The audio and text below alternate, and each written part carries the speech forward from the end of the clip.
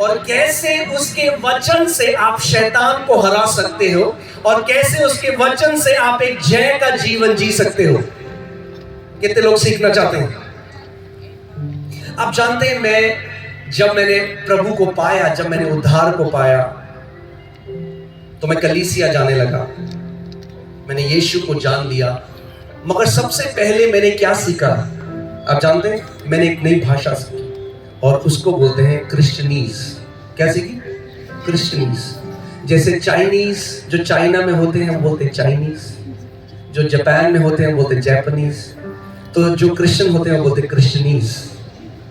तो मैंने जाके क्या सीखा? सबसे पहले जय मसीह की, हालेलुया, प्रेज द लॉर्ड। और वो अच्छा है, मगर मैंने वचन का, क्योंकि मेरे पास प्रकाशन नहीं था, जय मसीह की बोलना तो सीख गए, जय मसीह। मगर जय मसीह की तब होती है, केवल तब नहीं जब आप मुंह से जय मसीह की बोलते हैं। मसीह की जय तब होती है आपके जीवन में जब आप एक जयवंत जीवन जीना शुरू कर देते हैं। और मैं कलीसिया जाता था, संडे को आराधना करता था, मगर मंडे से मतलब सोमवार से शनिवार तक, मंडे से सैटरडे तक मैं हारा हुआ जीवन जीता था। डिप्रेशन में था, बीमारी में था, तनाव में था, कर्जों में था।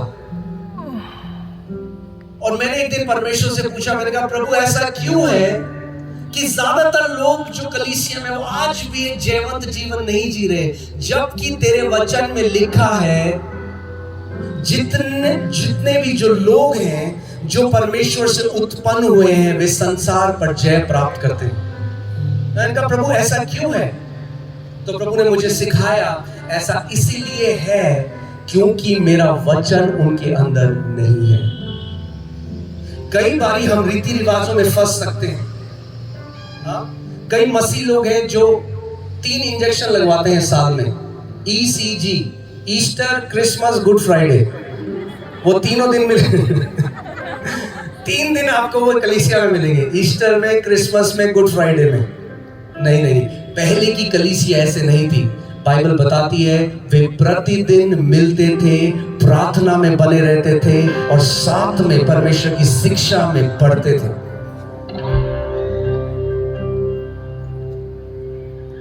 मैं बीमारी, उस समय मैंने एक निर्णय लिया कि मैं परमेश्वर तेरे वचन में पढ़ूंगा, मैं तेरे वचन को अपने हृदय में डाल दूंगा। आप जानते हैं क्यों? मैं आपको एक बात बताता हूं। यूहन्ना 1:1 में क्या लिखा है? आदि में क्या था? जोर से बोलिए, आदि में क्या था? जब कुछ नहीं था, जब ये पहाड़ नहीं थे, जब नक्षत्र नहीं था, जब कुछ भी सृष्टि नहीं थी, तो वचन था। आदि में वचन था, वचन परमेश्वर के साथ था और वचन ही परमेश्वर था। और 1:14 में लिखा है, और ये वचन ने मनुष्य के बीच में डेरा किया, वो देह धर कर आया और हमने उसकी महिमा देखी। अगर आज आप मेरी आवाज को सुन रहे हैं, जहां कहीं आप हैं, चाहे आप बिल्कुल पीछे हैं वहां पे, मैं आपको बता रहा हूं, अगर आप एक जय का जीवन जीना चाहते हैं तो आज एक निर्णय कर लीजिए कि मैं वो मसीह बनूंगा जो परमेश्वर के वचन का आदर करता है। केवल रीति रिवाज नहीं, मगर वो मसीह जो परमेश्वर के वचन का आदर करते हैं। और मैं एक बात आपको और बोल दूं, जो आपकी ऊंचाई है इस पृथ्वी पे, यानी जैसा जीवन आप जिएंगे, वो निर्भर करता है कि कैसा स्वभाव आपका परमेश्वर के वचन के लिए होगा। आज बहुत सारे मसीह हैं जो गिड़गिड़ाने में एक्सपर्ट हो चुके हैं। वो गिड़गिड़ाते हैं परमेश्वर के आगे, दुहाई देते हैं, भीख मांगते हैं, वो रोते हैं, परमेश्वर तू क्यों नहीं हमारे लिए कुछ करता, तू कब करेगा, तू देखता है मेरे साथ क्या चल रहा है।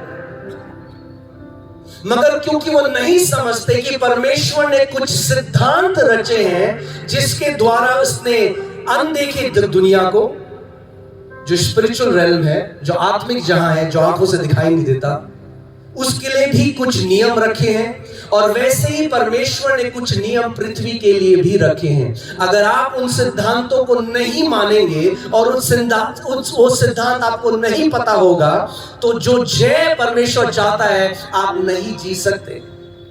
उसका वचन कहता है, मेरी प्रजा मेरे ज्ञान न होने के कारण नाश हो गई है। उसका वचन ये नहीं कहता कि मेरी प्रजा, मेरे लोग इसलिए नाश हो रहे हैं क्योंकि शैतान बहुत ताकतवर है, क्योंकि ऐसी सरकार है जो मसीह विरोधी है। नहीं, वो कह रहा है मेरी प्रजा केवल एक कारण से नाश होती है, क्योंकि उन्हें मेरा ज्ञान नहीं है।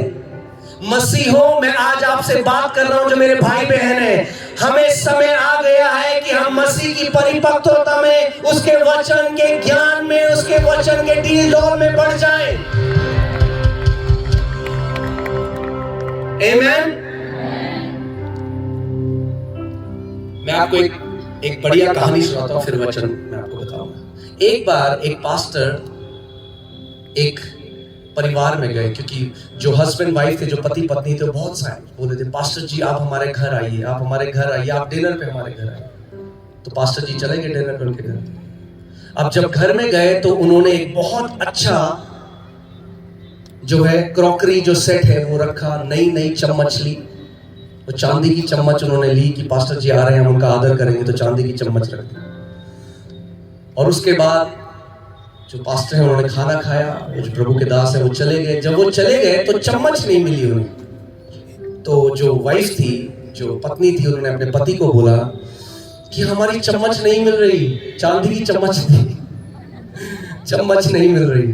तो बड़ा ढूंढा, पति ने बोला देख लो यहीं कहीं होगी, तो ढूंढा तो नहीं मिली एक चम्मच। तो कह रहे बड़ी दुख से हमें कहना पड़ेगा, पास्टर जी क्यों ले गए हमारी चांदी की चम्मच। हाँ, चर्च में संडे को जब मिलेंगे तो पास्टर को बोलेंगे, पास्टर आप हमारी चांदी की चम्मच क्यों ले गए।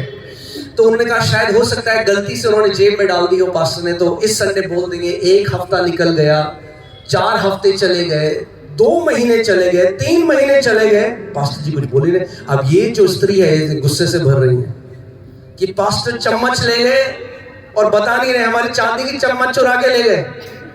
तो 6 महीने तक वो बड़ा इकट्ठा करा उसने अपने अंदर साहस को, और फिर गई, बोली पास्टर ये अच्छी बात नहीं है, आपने हमारी चांदी की चम्मच क्यों चुराई। तो पास्टर बोलते हैं चांदी की चम्मच, कौन सी चांदी की चम्मच। कह रहे आप 6 महीने पहले हमारे घर पे आए थे, तो आपने हमारी चांदी की चम्मच क्यों चुराई, उसके बाद हमें चांदी की चम्मच नहीं मिल रही। तो पास्टर ने कहा अरे बहन, वो चांदी की चम्मच तो मैंने तुम्हारी बाइबल के अंदर रख दी थी। तो 6 महीने से उन्होंने बाइबल खोली नहीं। कहानी का मतलब ये है कि कितने मसीह ऐसे हैं जिनके घर में वचन बंद है। मैंने आपको कल भी बताया था, वो कस्तूरी मृग की तरह हैं, एक जगह से दूसरी जगह भागते हैं, किलोमीटर्स भाग जाएंगे, 100, 200, 300 किलोमीटर चले जाएंगे, मगर जो परमेश्वर का वचन उनको परमेश्वर ने दिया है इसका आदर नहीं करते। वो कहेंगे प्रभु तू हमसे बात कर, प्रभु तू हमसे बात। वो फोन कॉल का इंतजार कर रहे हैं परमेश्वर से। परमेश्वर कह रहे हैं फोन कॉल तो दे दूंगा मैं तुम्हें, मगर पहले जो चिट्ठी मैंने दी है उसको तो पढ़ो। पहले चिट्ठी पढ़ोगे तब फोन कॉल आएगी, क्योंकि उसका वचन जो है वो पहला, सबसे पहला तरीका है जिससे परमेश्वर अपने लोगों से बात करता है। आमेन। मैंने परमेश्वर से पूछा, प्रभु ने, मैं आपको बता रहा हूं कब मैं अपने जीवन में जय को देखने लगा। इसीलिए मैं हमेशा लोगों को बोलता हूं, प्रभु यीशु मसीह को जानना ईसाइयत के बारे में नहीं है। कोई ईसाई बनाना चाहे आपको भाग जाना वहां से। प्रभु यीशु मसीह को जानना उद्धार को जानना है। प्रभु यीशु मसीह को जानना जय को जानना है। प्रभु यीशु मसीह को जानना जीवन को जानना है। प्रभु यीशु मसीह ने कहा शैतान इसलिए आया कि चोरी करे, नाश करे और घात करे, परंतु मैं इसलिए आया कि तुम जीवन पाओ और बहुतायत का जीवन पाओ। हालेलुया।